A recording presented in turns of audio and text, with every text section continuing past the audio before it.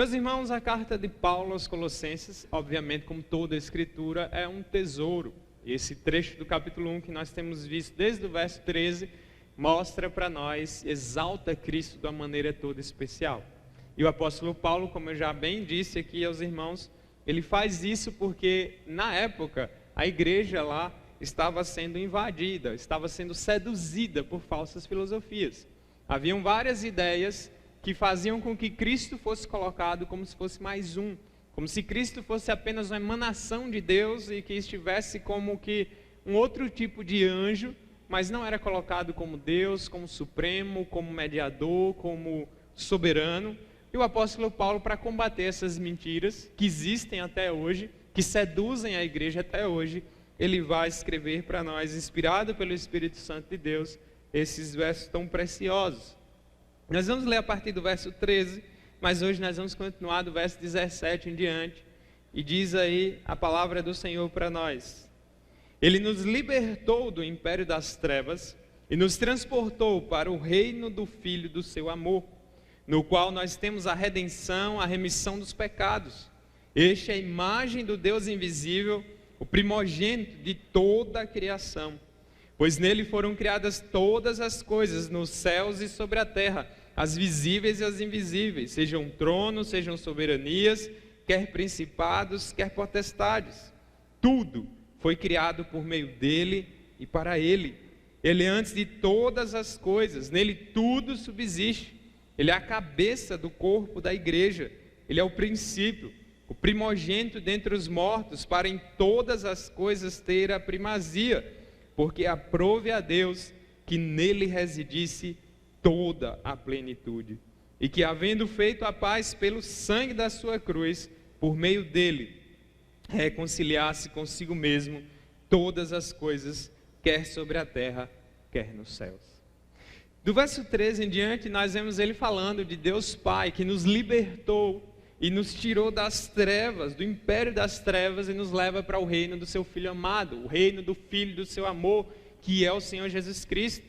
E é interessante que nos versos 11 e 12, que nós não lemos, no 12 ele está agradecendo a Deus, dando graças ao Pai, que vos fez idôneos à parte que vos cabe da herança dos santos na luz. E aí o apóstolo Paulo continua dizendo que esse mesmo Deus, o Pai, aquele a quem ele está agradecendo, é aquele que nos libertou do império das trevas.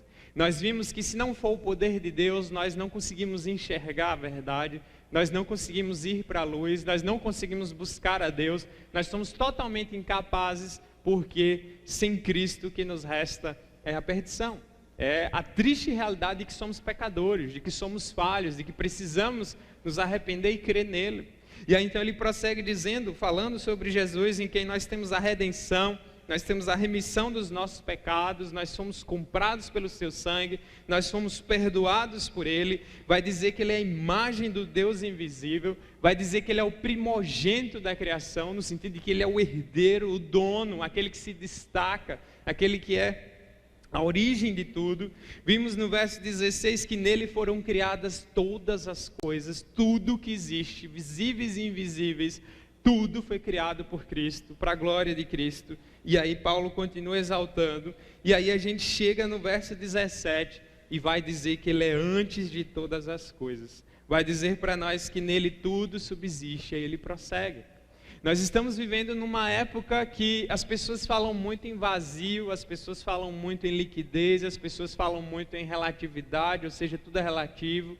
As pessoas, elas andam, você pode ver no olhar das pessoas na rua, é uma alegria falsa, é um sorriso falso, né? É um ânimo falsificado. As fotos nas redes sociais transparecem alegria, transparecem paz, transparecem que estão muito bem, mas quando nós olhamos bem, não estão.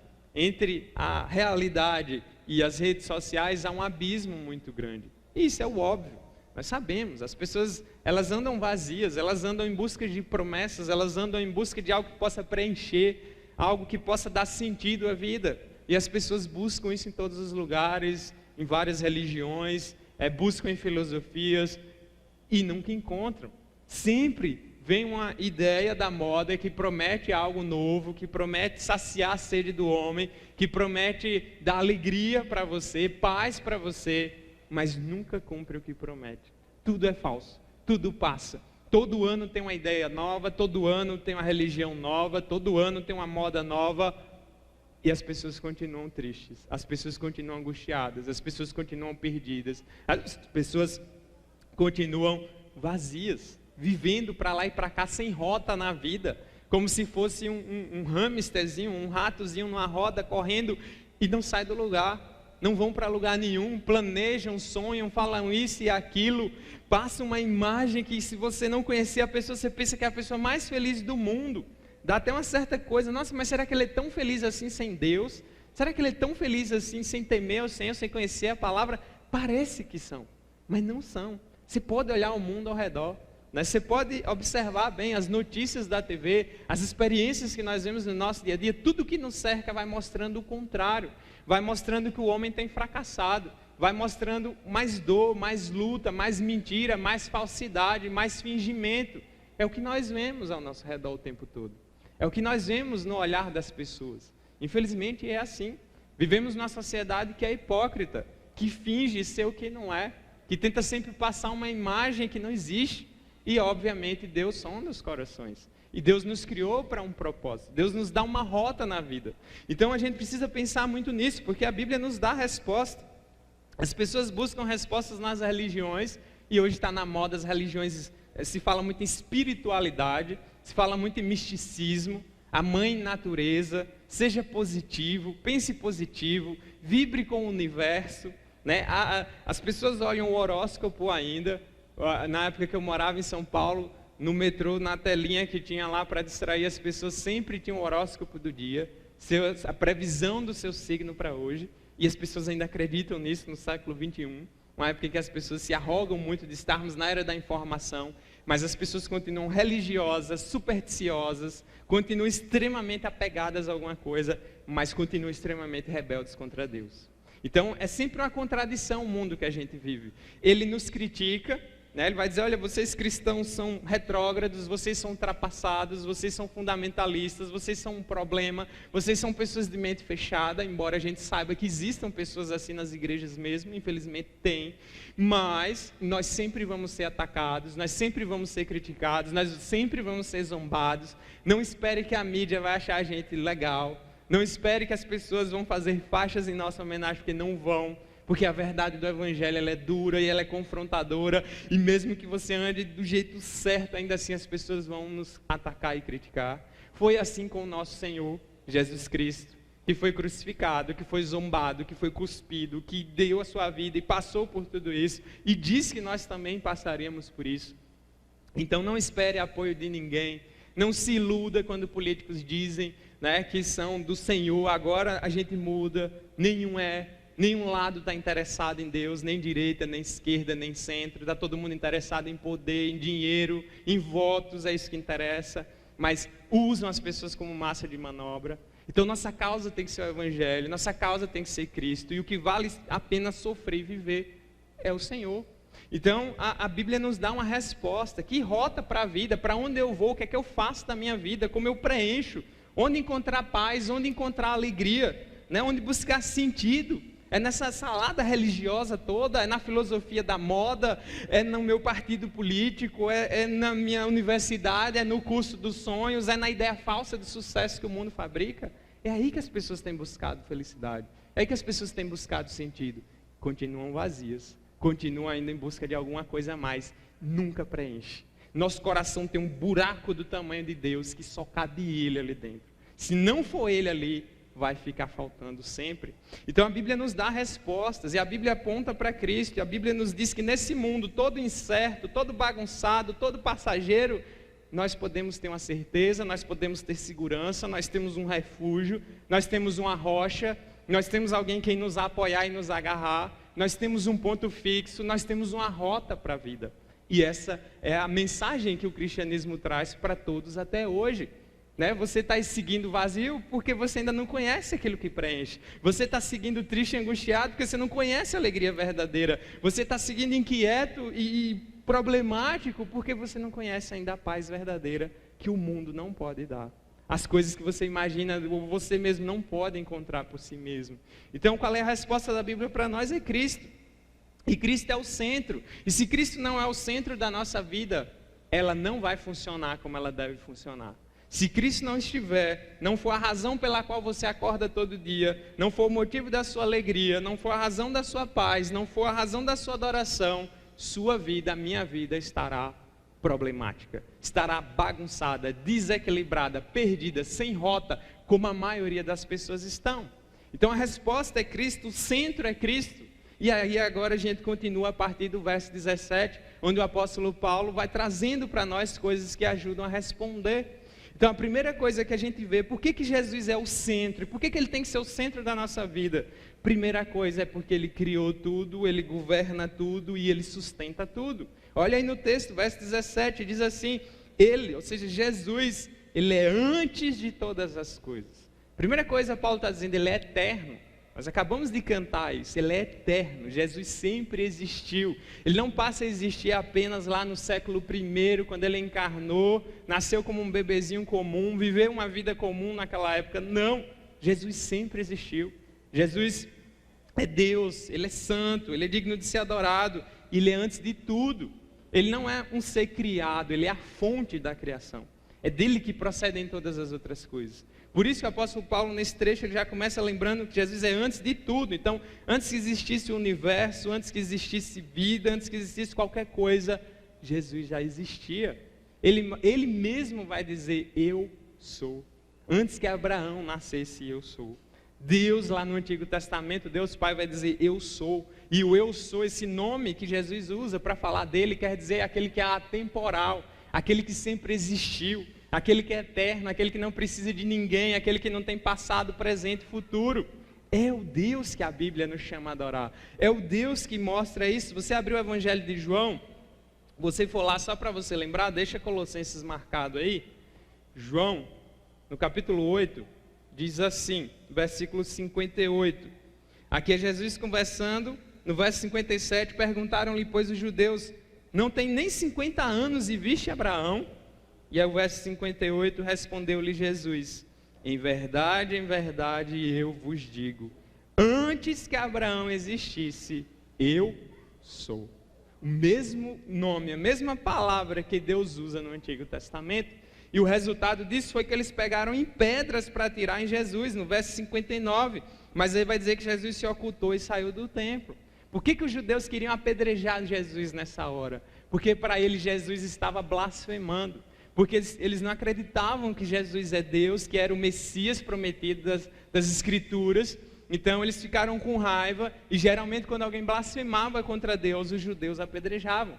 Eles queriam apedrejar Jesus, porque eles não criam que ele era Deus. Mas o próprio Jesus diz, eu sou, ele é eterno. Se você abrir no capítulo 17 aí ainda de João, vá um pouco mais na frente, João 17 verso 5, aproveita que você já está aí.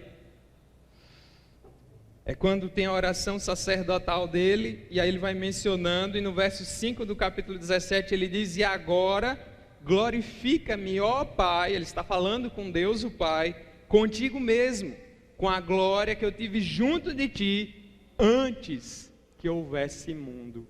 Antes que houvesse mundo, a glória dele já permanecia. Se hoje todo mundo virasse ateu, e não acreditasse mais em Deus, a glória dele ia continuar do mesmo jeito.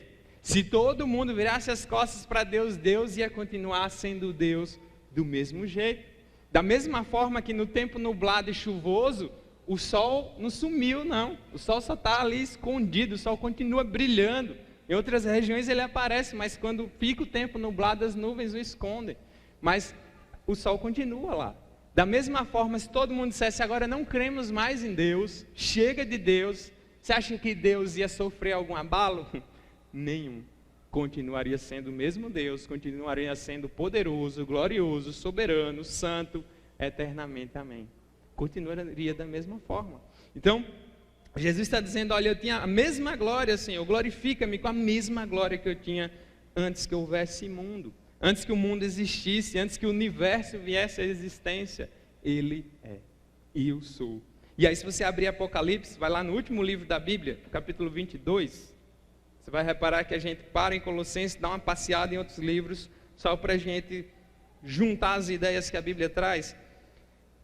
no 22, Apocalipse 22, versículo 13, é o último capítulo da Bíblia, inclusive, vai falar que é Jesus falando, e aqui é a manifestação dele em glória lá na frente. Verso 13 de Apocalipse 22 diz: eu sou o Alfa e o Ômega, o primeiro e o último, o princípio e o fim. Alfa e Ômega são a primeira e última letra do alfabeto grego. Aqui essa expressão é para dizer ele é o primeiro e o último. Ou seja, tudo começou nele, tudo vai para ele, a glória é toda dele, nós existimos nele. Então o Jesus que nós pregamos, que nós adoramos, que nós cantamos, não é um Jesus fabricado pela mente humana, não é um homem comum, não é um herói morto, mas é aquele que vive e reina para sempre. É aquele que um dia foi testemunhado a sua própria ressurreição. É aquele que falou e viveu de uma forma que ninguém mais falou e viveu nesse mundo. Ele é incomparável por conta disso. Então hoje nós vamos ver nas redes sociais e na mídia, muitas pessoas admiram Jesus, escrevem livros sobre Jesus, falam até bem de Jesus, mas não aceitam que Ele é Deus, não aceitam que Ele é o Salvador, não aceitam que Ele é soberano e poderoso. Esses Jesus assim de pedaços, esses Jesus eles não salvam ninguém, porque o Jesus que salva é o verdadeiro, original, único, de acordo com o que a Bíblia nos traz, que é a revelação dele para nós. Então o Jesus que a Bíblia nos traz é o Filho de Deus, poderoso, Criador, eterno, que sustenta tudo, absolutamente tudo. Então, antes da criação ele está lá, não tem um pedaço da criação que ele não possa dizer, é meu. Tudo pertence a Ele, cada átomo, cada planeta, cada estrela, cada pessoa, cada ser vivo e tudo pertence a Ele. Jesus pode olhar para tudo e dizer, tudo é meu, tudo me pertence, porque Ele criou. A sua vida pertence a Ele, a minha vida pertence a Ele. Estamos respirando agora porque Ele deixa. Estamos com o coração batendo agora porque Ele permite. Chegamos aqui hoje porque Ele quis. Choveu porque Ele quis. As coisas se sustentam porque Ele quis e criou. As coisas têm ordem, têm beleza, estão nos seus devidos lugares por causa dele e do seu poder. Então, voltando lá em Colossenses, no verso 17, vai dizendo que Ele é antes de todas as coisas. Então Ele é eterno, Ele não tem princípio nem fim, Ele é o dono de tudo, né? Ele é o Senhor soberano. E o verso 17 vai dizer para nós que nele tudo subsiste. Tudo, absolutamente tudo. Pode olhar aqui do verso 13 até o verso 20, você vai ver muita palavra toda e tudo aparecendo. O apóstolo Paulo está o tempo todo lembrando, tudo é dele, tudo é dele, tudo é dele, tudo pertence a ele, em tudo ele é perfeito, a glória é toda dele, tudo, o tempo todo. Para lembrar, inculcar na cabeça da igreja, de quem quer que ouça das escrituras, que Jesus é tudo, Ele é o dono de tudo, e Ele tem a glória toda, e a Ele pertence todas as coisas.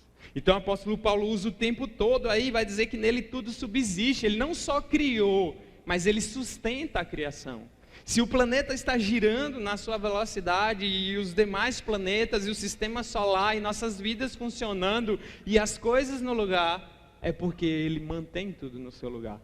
É pelo seu poder, porque Ele não criou e abandonou. Porque existe uma ideia filosófica atrás chamada deísmo, em que as pessoas acreditam que Deus criou o mundo e largou tudo aí. Deus criou e foi embora, e deixou a gente entregue à própria sorte, como se tivesse dado corda num relógio e deixado o relógio lá funcionando.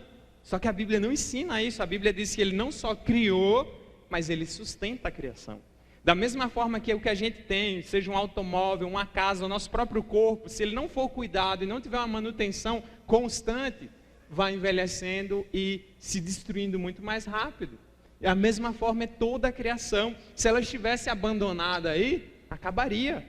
Os cientistas, as teorias mais aceitas com relação à criação do universo, eles não consideram Deus como um criador, eles nem consideram uma criação, por conta da própria rebeldia dos corações, e eles acreditam que tudo veio do acaso, de uma grande explosão, e aí tem todo um processo evolutivo que gerou todo mundo, e animais e seres humanos, e nós somos apenas animais evoluídos, e o final vai ser que o sol vai se apagar, o universo vai zerar, e acabou a história. Que história animadora do ponto de vista das teorias mais aceitas nas universidades e escolas. Então nós somos zombados por crer num Criador, nós somos considerados rebeldes por considerarmos que tem um Deus, que nós somos feitos à imagem e semelhança dele e que todas as coisas foram feitas por ele e são sustentadas por ele. A ciência ela pode me ajudar a calcular coisas, a medir coisas, a construir coisas, a melhorar coisas, mas ela não é capaz de me dizer o porquê. Por que estamos aqui? Por que existe alguma coisa ao invés do nada? Talvez você nunca parou para pensar nessas coisas de filósofo, mas é uma pergunta chave. Por que existe alguma coisa e não tem nada, já que tudo veio do nada? Né? Não é muito perfeito, não está tudo muito bem encaixado para não vir do nada? Porque a pessoa que nunca estudou na vida, se você conversar com ele simplesmente pela percepção que ela tem da interação com a natureza e com a vida, a pessoa mais simples do mundo percebe que as coisas não vieram do nada. Porque você olha a beleza do céu, você olha a vida dos bichos e a sua própria vida e como as coisas vão funcionando, não tem como. A nossa própria mente aceita isso com muita dificuldade e é só a incredulidade do homem que faz isso. Então o homem nega o seu Criador e vive como se ele não existisse e seguem com as suas filosofias. E aí você pensa que a vida melhora, não melhora, eles seguem mais tristes. Cada vez mais os consultórios de psicologia e psiquiatria estão lotados. Cada vez mais as pessoas estão com seríssimos problemas emocionais. Então, se fosse uma visão de mundo boa, se ela trouxesse alguma noção real, era para as pessoas estarem melhores, era para estarem mais felizes, mas não estão. Não vê transformação de vida. O mundo não está melhorando como prometeram há um tempo atrás, achando que a ciência dominar e dar todas as respostas. Está tudo piorando, o homem está cada vez pior, mais ganancioso, mais orgulhoso, mais rebelde, mais violento e mais corrupto. E aí você vê um monte de filosofias dizendo, nada, o homem é bonzinho, ele é corrompido pelo meio, ele é fofinho, basta a gente melhorar ele aqui, vai ficar tudo legal e tudo no lugar. Não vai, como não tem ficado. E mesmo com toda a evolução da tecnologia, computadores, smartphones e várias outras coisas que cientistas têm criado com a própria inteligência que Deus deu, eles ainda continuam angustiados. Eles ainda continuam com vazio na alma, eles ainda continuam em busca de respostas, eles ainda continuam com algo faltando que essas ideias todas não são capazes de preencher. E não vão ser nunca, porque Deus nos criou para Ele. Enquanto nós estivermos nele, nós não vamos encontrar descanso. Quem disse isso não foi eu, óbvio, foi Agostinho de Hipona, um dos maiores teólogos da história da igreja. Então, tudo subsiste em Cristo, absolutamente tudo, o mundo inteiro está nas suas mãos. Tudo está funcionando por causa dele. As profecias se cumprem porque é a verdade dele. E a glória é toda dele o tempo todo. Então, se as coisas não bagunçam, é porque ele está sustentando, ele está supervisionando. Se a gente ainda, todo mundo não se matou, é porque ele não deixa. O planeta está cheio de nações com armamentos aí, que se vier uma guerra na proporção que se imagina, não vai sobrar muita gente, vai reduzir muito a população. Alguns chegam a dizer que só as baratas sobreviveriam numa possível guerra nuclear. As armas nucleares e várias outras armas que vão sendo desenvolvidas, e são bilhões e bilhões de dólares gastos em armas a cada ano pelas nações, são capazes de fazer chique-chique sumir assim em segundos. Né? Armas poderosíssimas de destruição em massa. O homem é altamente perigoso por causa do pecado. Mas por que as coisas não saem logo do lugar e tudo zera? Porque ainda tem alguém que controla. Alguém que está por trás da história, controla a história, governa os corações e faz com que a história e a criação caminhem só para Ele, para a glória dEle. Ele faz até com que o mal seja colocado em um lugar em que seja controlado para os propósitos dEle. Então nada foge do controle do Senhor.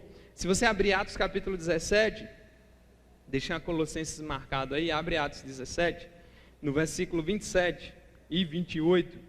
Ali você tem Paulo em Atenas, discussando com o lugar que era, vamos dizer, as novidades da filosofia antiga era Atenas, e o apóstolo Paulo está ali, não para discutir filosofia, mas para pregar o evangelho, mas usando a sabedoria que Deus deu, para mostrar àqueles homens uma coisa diferente. Então, no verso 27, ele começa mostrando que eles eram homens bastante religiosos, e aí ele diz em Atos 17, 27, para buscarem a Deus, se porventura tateando o possam achar, bem que não está longe de cada um de nós. Mas o verso 28 ele vai citar uma poesia famosa da época, em que ele traz uma verdade, e diz assim: pois nele vivemos e nos movemos e existimos. Como alguns dos vossos poetas têm dito, porque dele também somos geração. O apóstolo Paulo usa a própria literatura da época deles para mostrar uma verdade que eles ainda não tinham compreendido. Nele, nós existimos, nos movemos e vivemos. Toda a nossa vida está nas mãos de Deus. Toda. Não há um aspecto da vida que não esteja. Então, tudo subsiste nele, tudo é sustentado por ele, toda a ordem e harmonia da criação vem dele e é dele sempre. Quando você olha o pôr do sol, a beleza de um pôr do sol, das paisagens naturais, do céu à noite na roça, quando está tudo limpo, tem uma assinatura ali embaixo, Jesus Cristo, o Senhor, Criador, o designer, a cabeça inteligente por trás de todas as outras inteligências, aquele que nos criou de maneira sábia e poderosa. E aí então Jesus é o centro, primeiro porque ele é o dono de tudo, e o próprio universo exalta Cristo dessa forma, mesmo que os homens não reconheçam na sua rebeldia. E aí depois o apóstolo Paulo, no verso 18, lá em Colossenses, no capítulo 1, vai dizer que ele é também o centro, é o cabeça da igreja. Olha lá no verso 18 de Colossenses 1, parte A, ele diz assim: ele é a cabeça do corpo da igreja. O apóstolo Paulo usa uma figura perfeita para descrever a igreja, mas ele começa destacando a cabeça. A cabeça é muito importante, a gente sabe, né? Não tem como viver sem cabeça, mas ela controla a coisa toda, ela governa o negócio todo, ela direciona a coisa toda. Por isso que ele vai usar esse exemplo. E o cabeça da igreja é Jesus Cristo, não é o pastor, não é o papa, não é um bispo, não é um líder religioso, ou um guru, ou um profeta qualquer. É Jesus Cristo. Ele é o dono da igreja, ele é o cabeça da igreja. A igreja tem que ser dirigida e direcionada por ele, através da palavra dele, e sem a palavra dele a igreja não serve para nada. Sem fidelidade à palavra dele, a igreja não passa de um clube cheio de pessoas querendo buscar algum tipo de resposta para a vida, ou uma comunidade terapêutica. Não. Nós estamos falando do dono da igreja, do cabeça da igreja, quem governa a igreja. Então, somente ele. Todas as vezes que você vê Paulo aqui usando ele antes de todas as coisas, verso 18, ele é a cabeça. Aí, no original, ele está dando uma ênfase para dizer só ele e ninguém mais é assim, ou pode ser assim. Paulo está o tempo todo mostrando e exaltando e deixando claro que nada nem ninguém pode se comparar a Cristo, ou ficar no lugar de Cristo, ou substituir Cristo. Somente Ele. Ele é o que criou, é por meio dele que tudo foi criado, e somente Ele é o cabeça da igreja. Então, é fantástico, e a cabeça controla, a cabeça dirige, a cabeça guia, inspira, sustenta e dá vida às suas atividades. De maneira que o corpo separado da cabeça não serve para nada. Então, o que é que acontece? Cristo é o que comanda e que sustenta, e a igreja é uma representante da presença dele no mundo. E quando eu falo igreja aqui, eu estou me referindo a todos os crentes verdadeiros na face da terra, aqueles que foram comprados, lavados e remidos pelo sangue do Cordeiro. Porque você tem a igreja visível e a igreja invisível. A igreja visível, que a gente chama de institucional, e tem várias instituições, batista, presbiteriana, assembleiano e outras vertentes cristãs, mas não estou falando das instituições apenas, estou falando daqueles que são de fato de Cristo, porque dentro de todas essas igrejas você vai ter aqueles que são e não são do Senhor, você tem aqueles que nasceram e não nasceram de novo, você tem aqueles que ainda estão lá atrás e aqueles que já alcançaram pela graça a verdade do Senhor.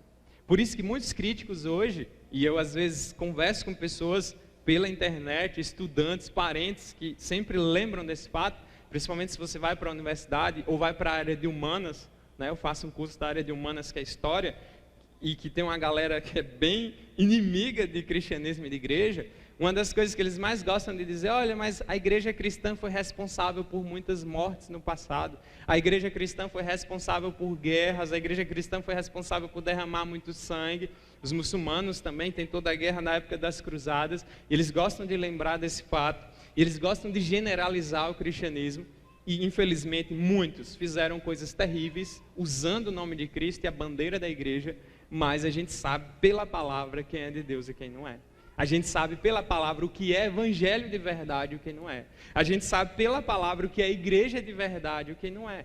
Infelizmente, estamos num mundo caído, onde você não conhece o coração de todo mundo e só Deus tem esse poder. E infelizmente, no decorrer da história, de verdade, a igreja, ou em nome do cristianismo, se fizeram muitas coisas terríveis, muitas atrocidades.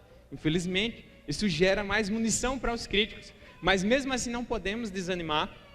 Devemos olhar para Cristo, devemos confiar em Cristo, que é o Senhor da história, e devemos buscar viver o Evangelho como a palavra de Deus nos instrui, como a palavra de Deus nos ensina. Então, Ele é a fonte da igreja, Ele é a origem da igreja, Cristo é supremo, né? E Ele quem mantém a unidade da igreja, por isso que usa a expressão do corpo. Ele é cabeça, e da cabeça para baixo, tudo o resto é corpo e depende da cabeça. Então o único cabeça é Ele, o Senhor é Ele e nós somos servos. A vaga de Senhor já foi ocupada, ninguém mais pode ocupar essa vaga.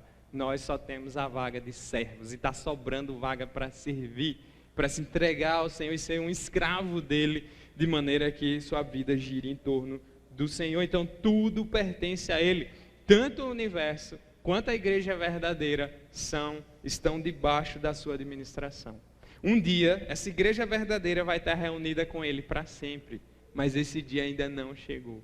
Um dia o joio e o trigo serão separados. Um dia, aqueles que são crentes apenas da boca para fora, também vão ser separados, e só vão estar com o Senhor aqueles que de fato nasceram de novo.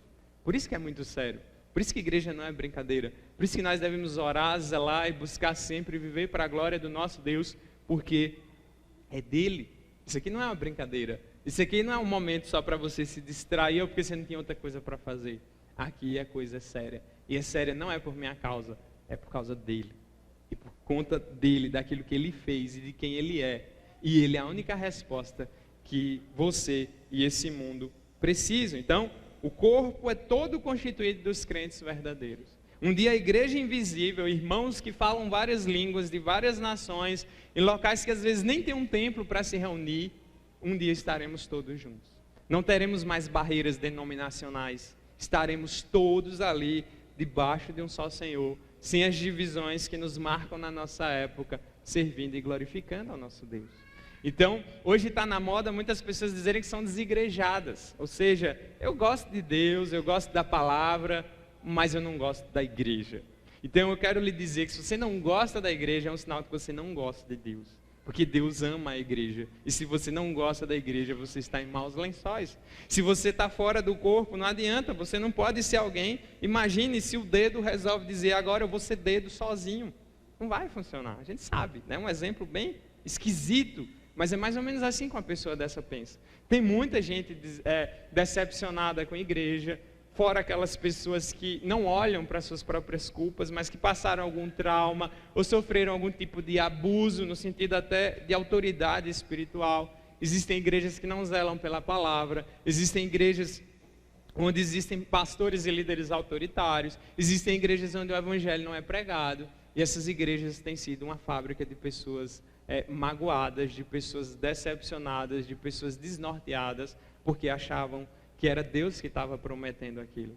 Então, quando você liga a televisão hoje, vê toda aquela baboseira, prometendo curas e isso e aquilo, e prosperidade, aquela coisa, aquilo não tem nada a ver com a igreja verdadeira, não tem nada a ver com o Senhor da igreja, não tem nada a ver com as promessas que a palavra traz e que o evangelho do Senhor traz, porque ele é sério, e todos esses homens e as pessoas que o seguirem irão responder diante de Deus um dia. Porque Deus não deixa passar nada. E brincar com a palavra dele, brincar com o nome dele, que é um pecado, inclusive, tomar o nome dele em vão, e tomar o nome dele em vão não é só você falar alguma coisa assim simplesmente, mas é você falar dele e viver completamente apartado dele. Então, se você é uma pessoa que fala de Deus e que admira Deus, ou que é um religioso, ou que até pode ser membro dessa igreja talvez, mas você não vive para ele de verdade, você está levando o nome dele em vão.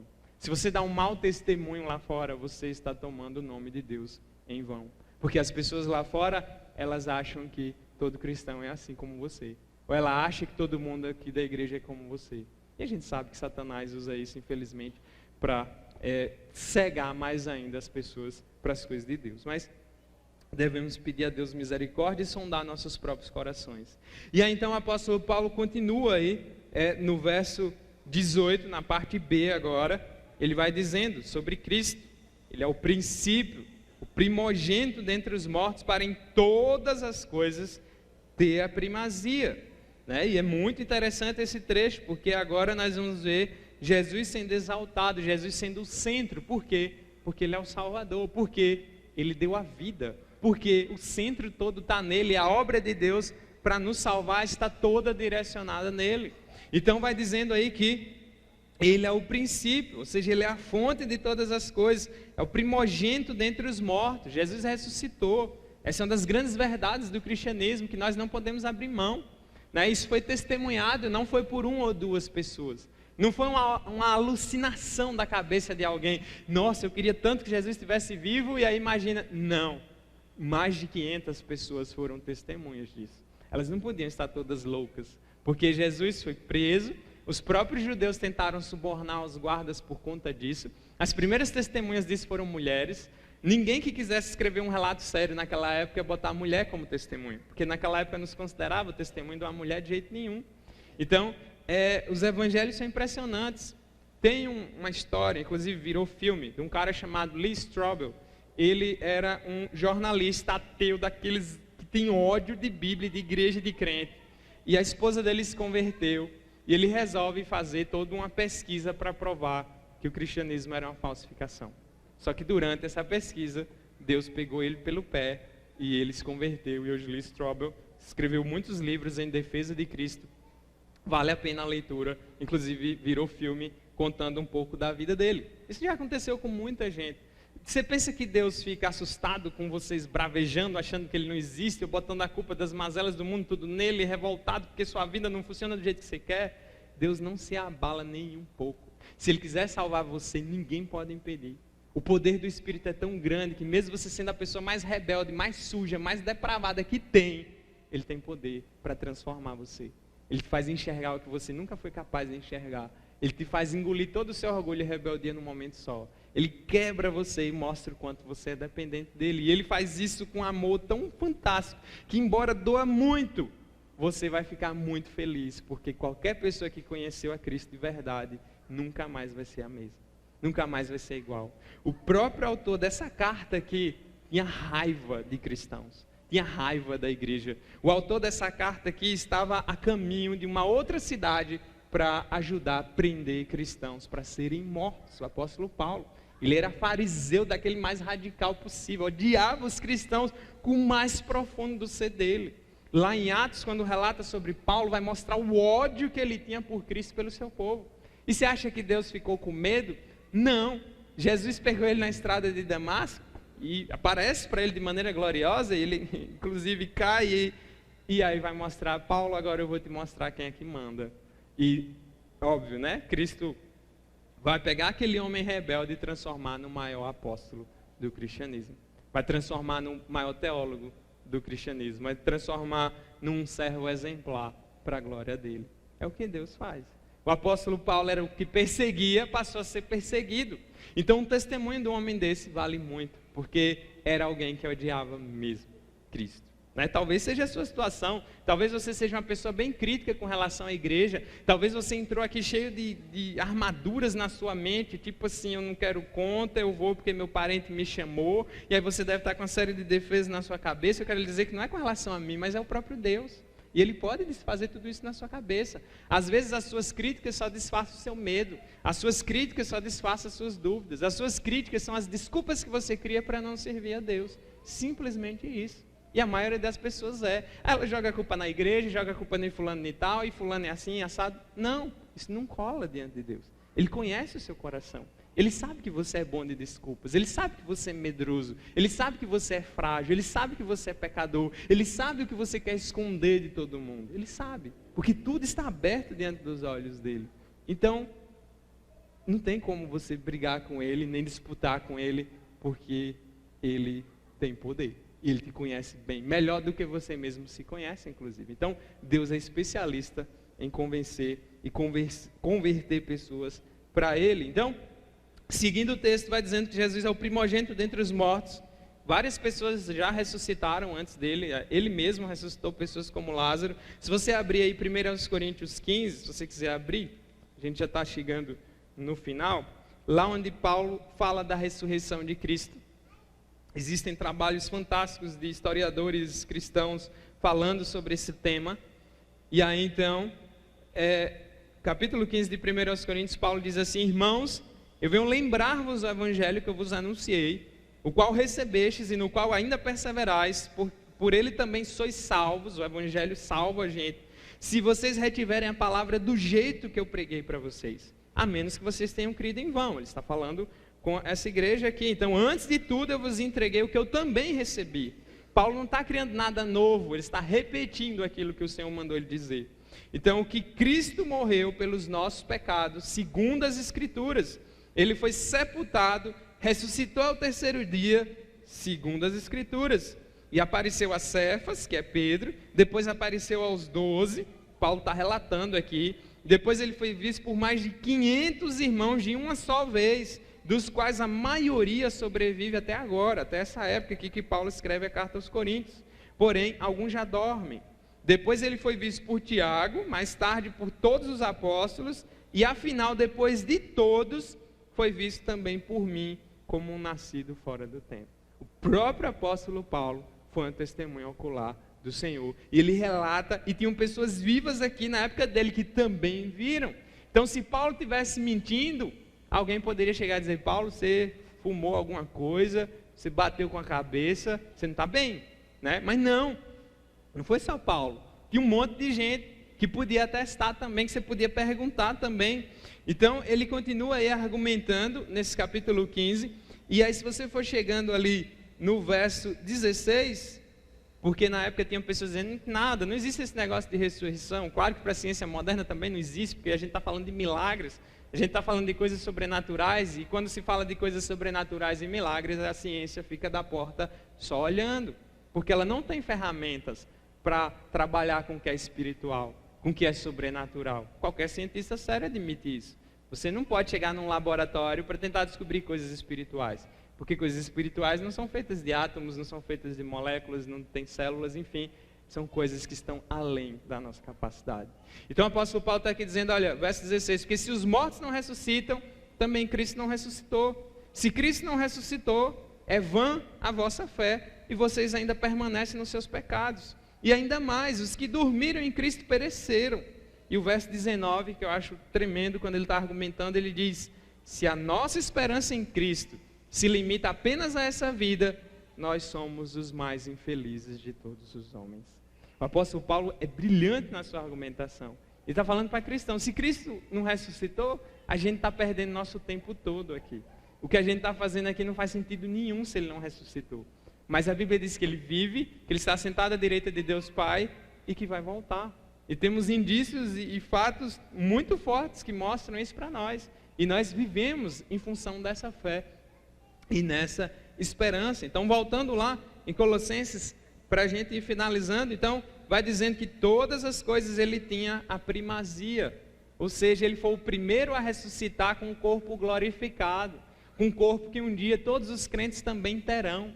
Então, Jesus, ele pode ter morrido como os outros e ressuscitado como outros, só que foi muito melhor e muito maior a ressurreição dele. Porque ele foi o primeiro a ressuscitar com o corpo glorificado, e ele é o primeiro a mostrar como será a nova criação do Senhor. Os nossos corpos serão como o dele. Corpos que não adoecem, corpos que não estão mais sujeitos à deterioração do tempo e nem de nenhuma outra coisa, e que têm algumas habilidades que nós nem temos hoje. Jesus apareceu entre eles com esse corpo. Jesus não era um fantasminha, uma alminha, não. Foi com o corpo e tudo. Tomé ainda botou o dedo lá na ferida para certificar que era ele de fato. Ele comeu com eles, inclusive.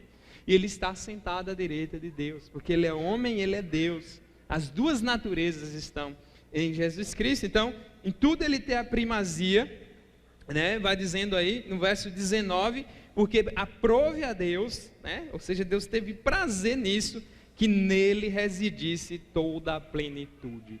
Jesus é pleno, perfeito, tudo que você imaginar ele é perfeito em tudo, ele é pleno. Todo o poder e a divindade, os atributos de Deus estão em Jesus Cristo. Se eu quero conhecer a Deus, Jesus Cristo. Se eu quero ser salvo, Jesus Cristo. Se eu quero ser preenchido o vazio da minha alma, Jesus Cristo. Se eu quero ser curado de alguma coisa, Ele tem poder, Jesus Cristo. Ele é tudo. Então, nele tem toda a plenitude de Deus, habita somente em Jesus. E aí, para a gente fechar no verso 20, vai dizendo que havendo feito a paz pelo seu sangue da sua cruz. Que paz é essa? Depois do pecado, a humanidade entrou em guerra contra Deus. A rebeldia e a hostilidade. Para essa paz ser selada, era necessário um sacrifício perfeito. E o único que poderia oferecer esse sacrifício perfeito era Jesus Cristo, o Filho de Deus, que se fez carne. E não só se fez carne e habitou entre nós, mas deu a sua própria vida, derramou o seu próprio sangue, para que nós pudéssemos ser salvos. Olha o que ele diz aí: havendo feito a paz pelo sangue da sua cruz. Jesus morreu uma morte terrível, para que nós pudéssemos ser salvos. Jesus passou todas as humilhações terríveis, para que eu e você pudéssemos ter esperança e paz com Deus novamente. Então, depois que o homem pecou, se separou de Deus, e o único que pode juntar de novo Deus com o homem é Cristo, porque Ele é Deus e Ele é homem, e Ele recebe a ira de Deus sobre Ele, Ele se oferece como um sacrifício e vive como um homem perfeito, para que o homem Deus pudesse se reconciliar, para que os filhos dos homens, nós, fôssemos feitos filhos de Deus, através do Filho dele.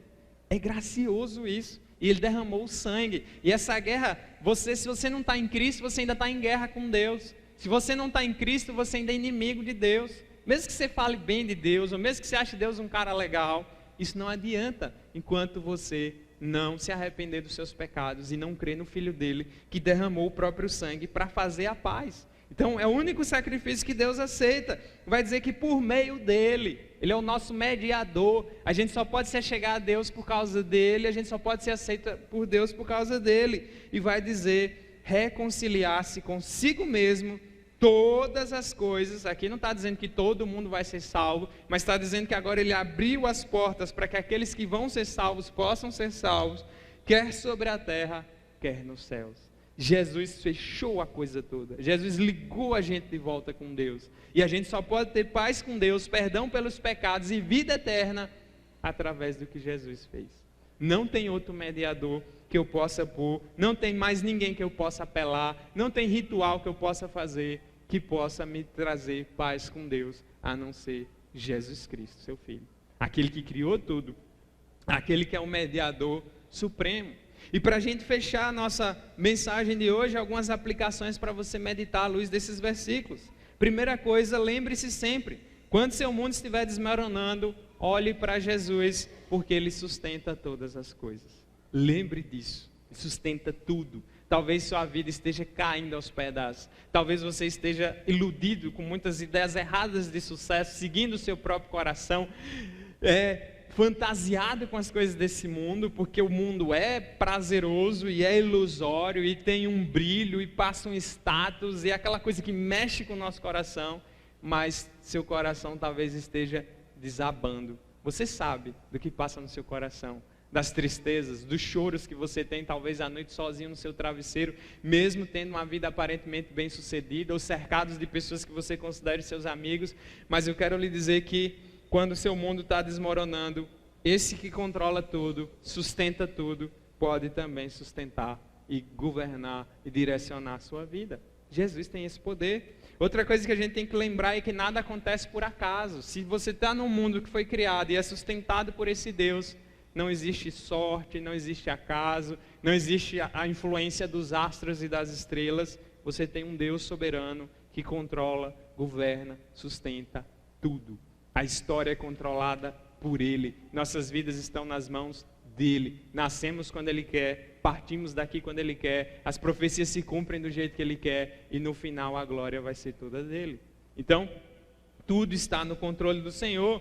Outra lição que podemos tirar daqui, sabendo que Ele é o cabeça da igreja, sem Cristo a igreja é inútil. Sem Cristo a igreja não serve para nada. E não é falar de Jesus, só amo Jesus ou Jesus ama você. Não! A igreja ela tem que pregar o evangelho. A igreja tem que dizer que você não está bem com Deus, você não está em paz com Deus, como a gente viu aqui, e somente por meio de Cristo, do sacrifício dele, do sangue dele derramado, é que você pode ter essa paz, é que você pode se reconciliar com Deus, é que você pode deitar sua cabeça no travesseiro, mesmo tendo lutas, mas sossegado, porque seus pecados foram perdoados e porque agora você tem e conhece o Deus verdadeiro. Essa é a grande sacada do Evangelho. E por isso que a igreja tem que pregar Cristo, cantar Cristo, adorar só a Cristo, exaltar Cristo, porque Ele é tudo. Se não fosse para pregar Cristo, eu não teria nada mais do que pregar nessa noite. A própria Bíblia exalta Ele. Ele é a estrela dessa noite. Ele é quem tem que brilhar nessa noite. Ele, e é somente Ele que você tem que lembrar quando sair daqui. Eu quero que você saia daqui lembrando dEle. Eu quero que você saia aqui incomodado por Ele. Eu quero que você saia agoniado se você não estiver com Ele e não se agarrar a Ele e não ter Ele como Salvador da sua vida. Esse é o meu objetivo, porque Ele é o Salvador. Então a pergunta que vai ficando: Jesus é o centro da sua vida? Ou sua vida continua sem rota? Ou você continua seguindo tudo quanto é moda e buscando preencher o vazio da sua alma nas coisas que nunca vão fazer isso? Ou você ainda continua com aquela ideia tola que muitas vezes a gente tem na juventude, do sucesso, do emprego sonhado, da profissão sonhada, do status social, das festas e do luxo todo? Quero lhe dizer que nada disso preenche. Sente com uma pessoa idosa, seja às vezes cristão ou não, que já passou por essas ilusões da vida toda, ela vai olhar para você e vai rir, porque ela sabe que você não está enxergando nada. Ela sabe que você é um tolo. Ela sabe que você está sem noção das coisas. E a melhor coisa é ter a visão aberta por esse Deus. É conhecer o mais cedo na vida esse Deus. Por isso que o autor da Eclesiastes diz: busque o seu Criador ainda na sua juventude. Porque vão vir os maus dias que você não vai estar muito bem. Que você vai olhar para trás e vai ter muito mais coisa ruim para se arrepender na sua vida. E aí outra lição que a gente pode tirar é que todas as suas necessidades podem ser supridas por Jesus. Se você tem a necessidade de ser amado, eu lhe digo, Jesus vai te amar da maneira que ninguém pode amar você. Se você tem a necessidade de ter paz no seu coração e se sente angustiado e vazio, Jesus pode preencher, Jesus pode te dar essa paz e Jesus pode te dar essa alegria que o mundo lá fora não é capaz de te dar, embora Ele vá prometer muitas coisas para você. Lembre-se que a Bíblia diz, nele tem toda a plenitude. Aprove a Deus nele ter toda a plenitude. Num mundo que é todo vazio e imutável, você tem que correr para aquele que é fixo, para aquele que é eterno, para aquele que é antes de todas as coisas. As verdades dos homens passam, as filosofias elas saem de moda, as ideias mudam, os políticos e as ideias políticas mudam, mas ele permanece para sempre. Ele continua fixo, ele continua como uma rocha que pode te prender no meio desse mar bagunçado de ideias e saladas religiosas. Ao invés de você ficar confuso e perdido, agarre-se a Cristo com todo o seu ser. Clame a Ele, porque Ele pode te salvar, te transformar e te dar a segurança que você tanto precisa. Então, por fim, para a gente fechar, é impossível você ser amigo de Deus sem Jesus Cristo. É impossível você estar em paz com Deus sem Jesus Cristo. É impossível você ser salvo sem Jesus Cristo. É impossível você estar em paz de verdade, alegre de verdade, sem Jesus Cristo. É impossível, não tem como. Mesmo que você tente, que você se negue, que você me esqueça que eu falo, enfim, me critique do jeito que você quiser, mas eu te desafio, você não vai conseguir ser feliz sem Jesus. Você não vai conseguir ter rota na vida sem Jesus. Você não vai viver em paz sem Jesus. Os seus planos pecaminosos vão afundar você cada vez mais e vão te levar a um poço cada vez mais profundo e vão te levar a uma angústia, um vazio na alma cada vez maior. E eu não estou te jogando praga. É porque Deus nos criou assim, criou você assim. Enquanto você não correr para Ele, você vai ficar assim. Por isso, corra para Cristo. Agarre-se a Cristo. Ame a Cristo. Faça dele o centro da sua vida, como Ele de fato é o centro do universo, porque Ele é Deus, Ele é o Salvador, e Ele é digno de toda a glória e louvor.